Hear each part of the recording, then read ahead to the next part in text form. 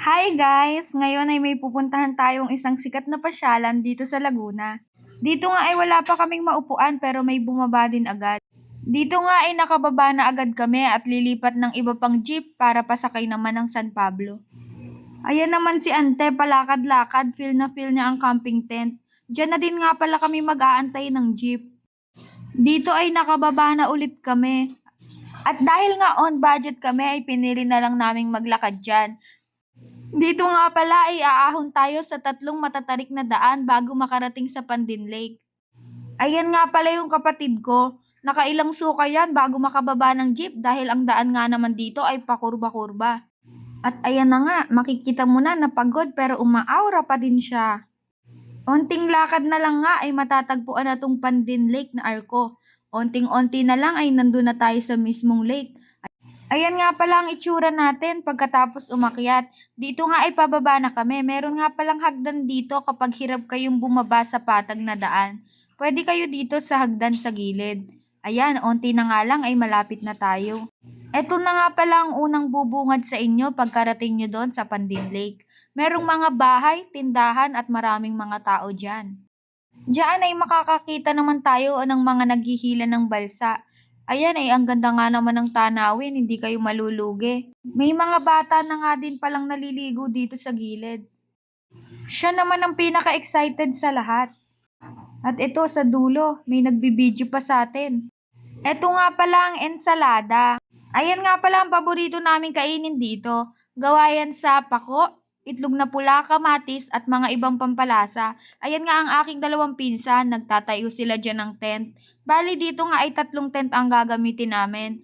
2 kada isang tent. Tinayo namin yan dyan para maganda ang view namin. Tingnan nyo naman, ang ganda ng view namin dyan. Diyan nga pala kami kakain sa dahon ng saging. Kapag nasa probinsya ka ay mas masarap kumain kapag diyan. Bukod nga sa ensalada ay may 3 dilata nga kami dito. Ayan muna ang merienda namin. Ayan na nga ay nagkukumain na nga sila, ang bibilis nila parang mga chipmunks. Makikita nyo naman na ang dadami ng subo nila. Parang gutom na gutom sila sa sobrang pagod ng pag-akyat.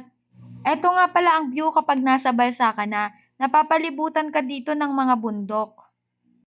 At ayan, may ulam na tayo ngayong gabi. Ang dami at ang lalaki ng mga tilapyang nahuli namin dito. Dito nga ay iihaw namin yan at yung iba naman ay ipiprito. At dahil nga magluluto tayo ay kailangan nating humanap ng mga panggatong.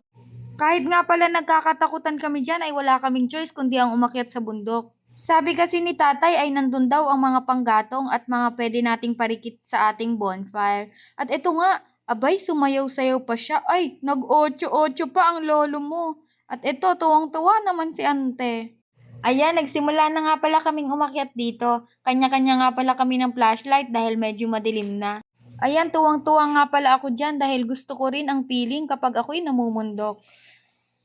Dito nga pala ay medyo matarik at kahit saan na nga kami mapatapak basta lang makarating kami dito sa tuktok ng bundok. Ayan ay tuloy-tuloy nga ang lakad namin dito at malayo pa bago kami makakita ng mga kahoy. Kakaakyat nga lang namin dyan at tanaw pa ang karsada. Ayan nga ay nangunguna ang ating mga boys, kailangan nilang maging matapang kahit kung ano-anong kaluskos ang naririnig namin dito.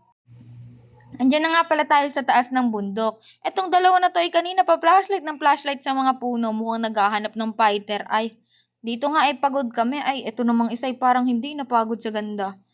Dito nga ay pinagmamayabang niya yung isang kahoy niya ay pwede na daw itong panggatong. At yan, kanya-kanya na nga pala kami ng kuha ng kahoy dyan. Ang lalaki naman ay talagang saglit lang sa amin to dahil kami masisipag na bata. Etong isa ay kaliwat kanan na ang kahoy na dala. Ayan, pinuputol na nga niya. Ako naman ay may natanaw doon. Kaya ayan, ang ante nyo, dampot dyan. Ayan, ang lalaki ng kahoy. Unti na nga lang ay talagang makakababa na din kami. Ito nga pala ang ante nyo. Siya ay nagkakape nga pala dyan dahil siya ay nilalamig.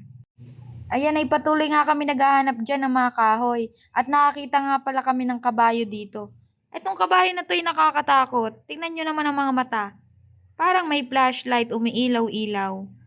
Kaya eto, minabilis na namin ang paghahanap. Marami-rami na rin to. Yung dalawa nga ay nawala na. Ay di namin alam kung saan nagpunta. Ito ay medyo dumilim na rin. Ay madami-dami na rin.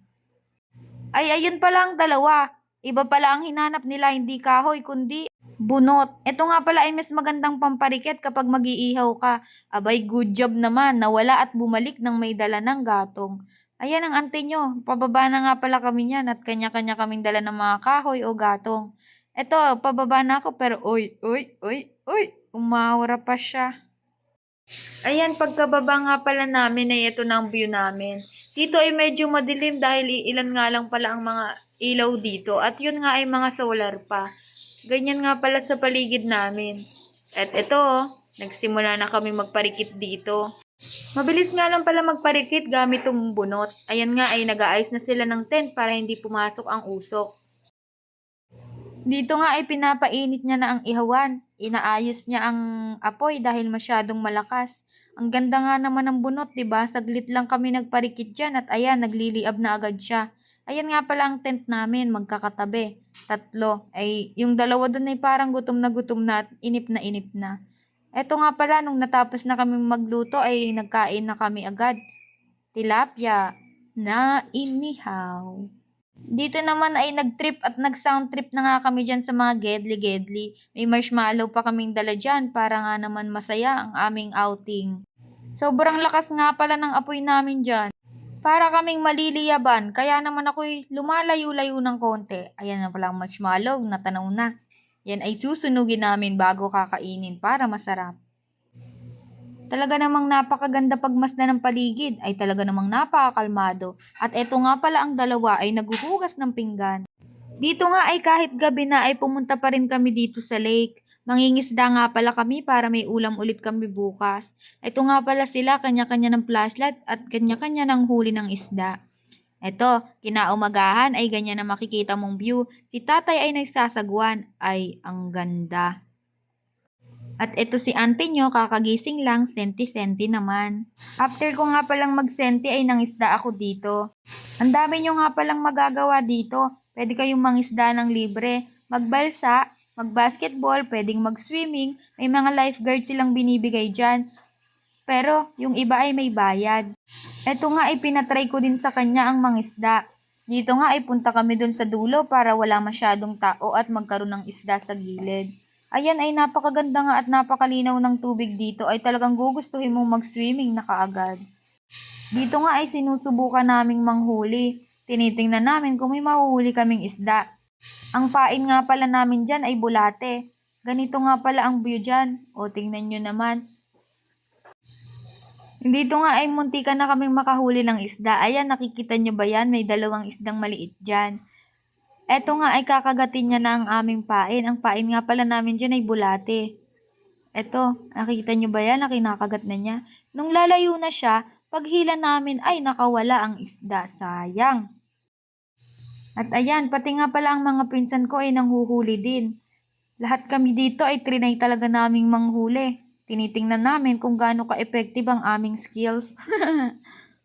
Dito nga ay kunwari pa akong pabalsa-balsa pero ang totoo ay gusto ko nang lumangoy dyan. Diyan ay naghahanap pa rin ng isda ang mga pinsan ko. Ayan, yung mga nasa unahan ay namimiwas pa rin sila. Habang ako naman ay nambubulabog yata. Eto, balik na ulit kami sa gilid. Ayan, nakahuli nga pala dito ng isa pang maliit ang pinsan ko. Ayan, nakikita nyo ba yan? Gumagalaw-galaw yan. Sabi naman itong isa, ang init, ang tagal makahuli. Ayan, ay nilagay na nga namin sa lalagyan. Okay, swimming time. Ito ang aming siswimmingan. Nagpunta kami sa kabilang dulo. Ito nga pala ay merong isang nakatayong batong bahay dito ay napakaganda nga naman. Dito ay may mga bitinan. Nakikita nyo ba yung gulong na yan? Pwede kayong bumitin dyan. Ayan, may life vest na nga pala ang kapatid ko. Excited na kaming tumalon at lumangoy. Ay talaga namang green na green ang tubig. Lake na lake ang aming paligid. Kita nyo ba yan? Ay napakaganda. Talaga namang kung gusto nyong maghanap ng nature, ay nature na nature dito. At ang sunod naman namin ginawa dito ay ang magpalambitin. Pero dahil takot pa nga ako hindi makabitaw-bitaw. Ay, talaga naman hahampas pa sa balsa. Tawa pa ng tawa yan. Teka lang daw. Ito nga ay sinampulan ako ng pinsan ko. Abay, napakagaling. Sabi ko, gusto ko din. Sa pangalawang try nga ay yung balsa naman ang nahihila ko. Abay, hindi pa din ako nakasubok. Ay di tinulak-tulak ng pinsan ko. Ayan, tulak-tulak niya. Tulong-tulong niya ako. Ito na ang aking last try.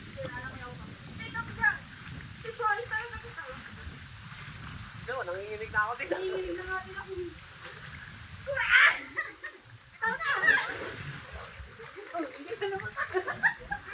Talaga namang hanggang ilalim ng tubig ay ako'y tawa ng tawa. Ito, to the rescue naman ng aking pinsan. Ayan, ganyan nga pala ang view dyan. Ay, napakaganda. Pumunta na kayo din eh. Ito naman ang pinsan ko, siya naman daw ay magtatry. Ay talagang pinagtitripan lang ako dahil ako'y ginagaya. Tingnan nyo naman. Ay kung wari pa siya hindi marunong, ay napakagaling naman yan sa mga bitinan. Oh, abay, hindi nga bumibitaw. Ayan, ako'y inaasar. Ito nga. Oh. Kami nga pala ay naglumangoy na dyan at sinulit ang oras dahil kami mamaya ay uuwi na rin. Dapat nga pala paglalangoy kayo dito at di kayo masyadong sanay ay lagi kayong magla-life vest. Dahil umpos hanggang tao nga pala ang tubig dito, sobrang lalim dito. Kaya huwag niyong papabayaan ang mga batang kasama nyo. Kayo'y mag-iingat pero sulit na sulit naman. Dito nga ang view nyo ay napapalibutan kayo ng bundok. Dito nga ay pabalik na kami. Ako'y tuwang-tuwa nga dyan dahil first time kong magbalsa na ako mismo ang magsasaguan. Ayan nga pala ang kapatid ko. Tuwang-tuwa yan dahil sulit na sulit ang kanyang swimming at punta dito. Ay talaga namang napakaganda ng view dito. Uulit-ulitin at babalik-balikan. Diyan nga ay magpapark na kami, sabi ay tama na. Kaya ayan, hinto-hinto na kami at paliko-liko na dahil itatali na ulit ang balsa at baka ano din. Ito na nga ang ating last aura ay tingnan nyo ang view ay talagang napakaganda. Pagmasdan nyo naman. Oy, ngingiti at iikot ang ating camera ay tingnan nyo ang view. Okay. Oh, ito ang sunset natin. Yan. O diba napakagandang napapalibutan ng bundok. Ay talagang ngiting-ngiti at tuwang-tuwa. Ligayang-ligayang bata. Oh, ay babalik pa yan. Hindi pa tapos.